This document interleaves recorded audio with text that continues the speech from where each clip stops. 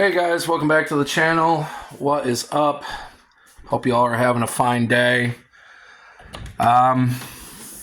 So I wish I had a positive video to share with you all, but unfortunately it's not the most positive of videos. It's a little bit of story time. This video is probably gonna be a little longer because there's a lot to unpack. There's a lot to really go over, and it's kind of a lot to do with what's happening with society today, and it probably affects a lot of you all. So if you're anywhere near the situation I'm in, it's end of November, cold out, work's kind of slowed down to a halt. There's not a lot of work. And who's going to hire a 50-year-old guy to come and do labor work? You're not. You know, you got to look at it from a business point of view. Why am I going to hire some 50-year-old out of shape guy to come and do the work that I can hire a young kid to do, who has full piss and vinegar, no responsibilities, hungry for money? Why don't I hire that kid? He's durable. He can put up with shit. He can work all day, all night. You're not going to hire an old cat. You know what I mean? Why would you? Why would you? You wouldn't. Once you get to be about 50 years old, you become an insurance liability. That's why, a lot of people in my age bracket are like, I can't find fucking work anywhere. Where's the work? And it's because we are now a liability. It's not the employer. It's not the business. It's not the company. It's the insurance. Okay? They're not going to hire you because they think, oh, this guy ain't going to make it. This guy can't fucking work. What am I going to do? What am I going to use this guy for?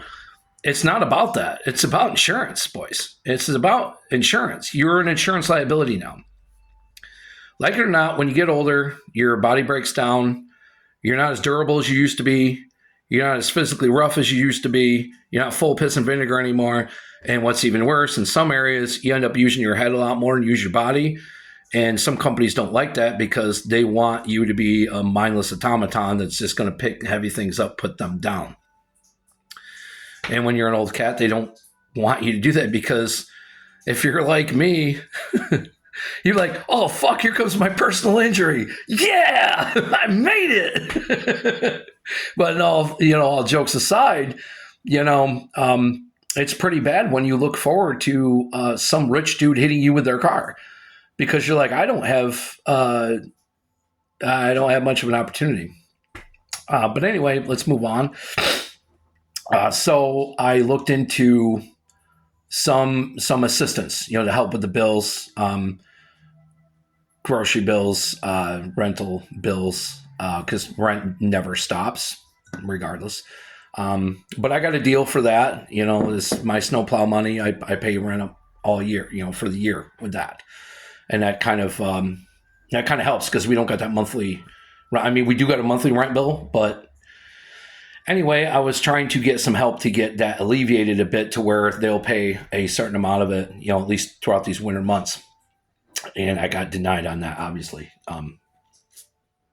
You can fill in the blanks of reason why, whatever you may think it is. It probably is. So my employer/landlord informs me that, hey, well, it's funny you brought this up, because I had a tenant look into my garage apartment I got on my property, and the same department you went through to try to get some assistance has agreed to pay her $1,700 a month. She's a single woman with a full-time job.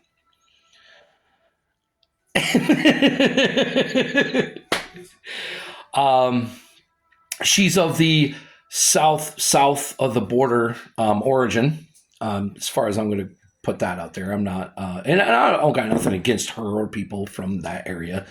I really don't. I mean, you're poor, you're poor. You don't have a color when you're poor. You're just fucking poor. That's it. We're all in the same hole. You can fill in whatever slang you want for that one. We're all that. Whatever word you like to appropriately use. So I'm like, what? How does that work? He's like, I don't know. She has no kids, no responsibilities. She has a full-time job. He was like, you sure you did it right? Yeah, bro. It has something to do with how little you're paying me. But anyway, moving on from that. So there's that. And so the one of the I'm just going to say one of the Department of Social Service caseworkers I talked to said, I really don't want to tell you this, but it's a bad time to be unemployed right now. I'm like, what do you mean? They're like, well, just due to the government shutdown and due to all this and this and this and this and this. If you don't have an income, you're going to have a tough time. I said, well, I have a very small income. They said, you're going to have a tough time. And I was like, well, what about work? Can you guys help me find some maybe temporary work throughout the through in between my snow removal and all that? And they're like, you can look, but I've seen the site. They're not going to hire you. They said, I'm just telling you outright, you're not going to find work there. It's not there now. Based on you and your background and everything, you're not getting work. So this hit my head, and I was thinking, I remember hearing something like this. You remember back when Joey Biden was a president, and he was talking about, I think he was talking about the vaccine, and he said, those of you who don't comply are going to find it's a very dark, cold winter. You remember that? I think that was I think he had his timeline messed up. I think he was pointing more for now, this year. That's another thing. Like, while we're on the subject of political folk, I've said way back in the beginning, I don't trust any of those politicians. I don't care what side, what team they're playing for, what side they're on. They're all part of the same group. Well, folks, what do you think? How's our guy doing in there? How's he doing? how are things working? Well, from my point of view, things ain't so good. From my point of view, I'm seeing rich people continuing on like nothing ever happened, and poor people getting fucking stepped on harder. Right now, I'm blowing bubbles in the mud hole. They had that boot right on the back of my bean, and I'm blowing fucking mud bubbles right now, bud. And I'm having a hard time getting on my feet. So I just talked to the individual that handles our payroll. I talked to her, and I said, what's going on? Why is there no work? Why is there no money? And she was like, yeah, I don't know what to tell you. She's like, yeah, maybe. Well, anyway, I told her, I said, this is my last year. This is my last season. After snow removal's done, but come springtime, I'm out skis. I've given this company way too much of my time, way too much of a chance to take care of its employees. Like I got a buddy that used to work with us, and everything he said turned out to be true. Everything he said was dead on right. And I should have listened to him, and I should have jumped ship, but I didn't, because I was raised differently. I was raised to stick it out thick and through thin. You take care of the company take care of you. I was raised that way, and unfortunately my father might have been right for his time, but that is not right for my time. For the time we're in now, that kind of old mentality of, you work for the company your whole life, and then at the end of the road, they take care of you. That was way back when. That no longer exists. That's not how it'd be like now. Now we're in a situation where you are actually cutting your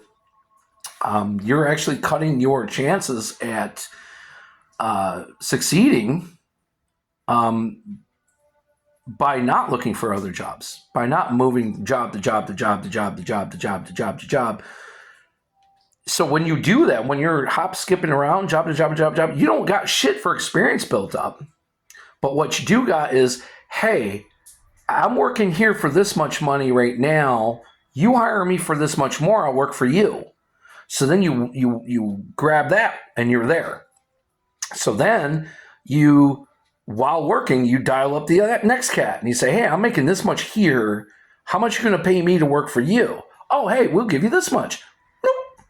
Oh, hey, and it just keeps doing that. That's how we should be doing things now. That might not be true down the road when our kids are out into the field. I mean, I got 2 kids already working. But it's not, they're basically doing what I did.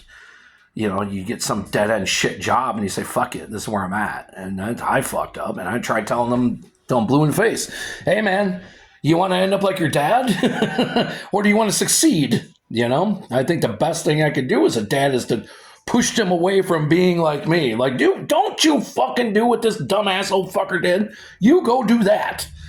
But of course, kids never listen. That's the funny thing about life cycles is you gather this experience as an adult. You become an adult, you become a parent, and you gather all this life experiences, things you did wrong, things you did right, and you give that experience to them. They're like, okay, now they're armed. Now they have that knowledge. Now they'll be able to go do something. And the funny part is just like you did with your dad, or your mom, or whatever, they do to you. They're like, you don't know. And then when I'm dead and gone, they'll be like, fuck, Dad was right. And because it's the same thing I'm saying now. My dad's dead and gone, and he was dead ass right on everything he fucking said. Everything. So we're going to wrap this up. It's going to get tough. It's going to get tough. I mean,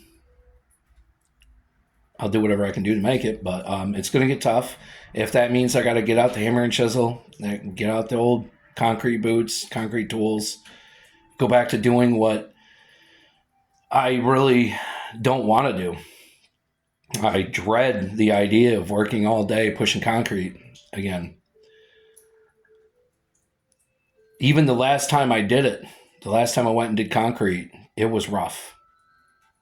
It was really tough. I was at the point where I was out of breath. My arms and legs were shaking. I pushed my endurance as far as I could go. And that's when I knew right there in the back of my head, I said, this is it, old man. You're not picking up those tools again.